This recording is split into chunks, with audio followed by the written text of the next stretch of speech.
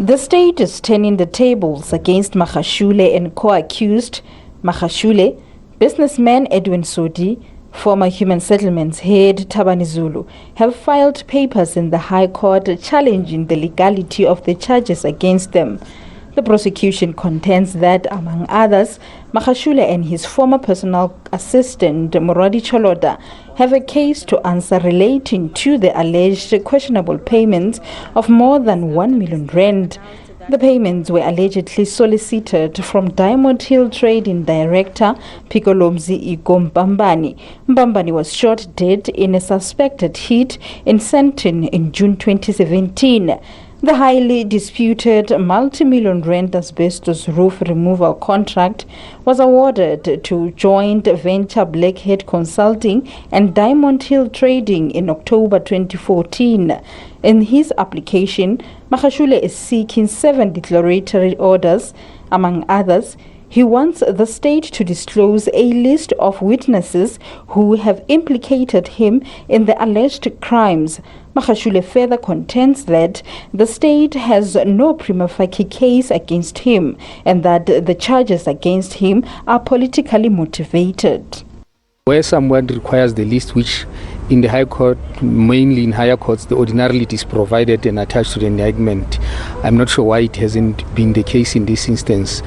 It helps for many reasons. For preparation, you know who are the witnesses against you, therefore you are able to prepare against those witnesses, but also you know who are the state witnesses, which means you then know who not to approach. Businessman Edwin Sodi argues that the case against him is premised on the evidence presented before the State Capture Commission of Inquiry.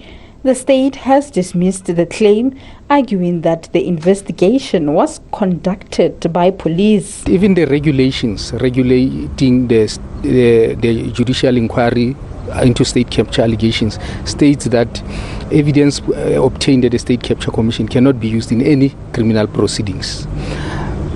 But what happens is that even the proclamation by the president, I think in 2020, the proclamation merely states that the state law enforcement agencies may share such information, but it is ordinarily not admissible in the case of law.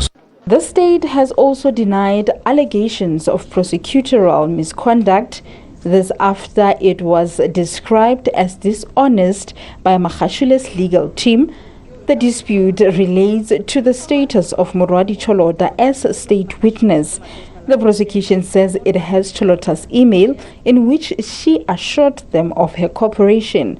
The US-based Choloda will also be criminally charged. Yes, Magashule is in a very difficult situation. I think he's going to be very busy with his legal woes for some time to come, which will, prevent him from maybe consolidating support that he still have and maybe getting more support and still have some influence over upcoming leadership decisions within the ANC. The accused will be back in the High Court on Monday. They are out on bail ranging between 50,000 to 500,000 rand. Makhala Masiteng, SABC News, Bloemfontein.